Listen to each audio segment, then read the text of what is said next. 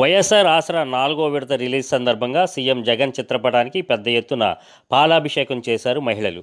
విజయనగరం జిల్లా చీపురుపల్లి వైఎస్ఆర్ క్రాంతి పదం ఆఫీసు ఆవరణలో డ్వాక్రా సంఘాల లబ్ధిదారులచే ఆంధ్రప్రదేశ్ రాష్ట్ర ముఖ్యమంత్రి వైఎస్ జగన్మోహన్ రెడ్డి చిత్రపటానికి పాలాభిషేకం చేశారు.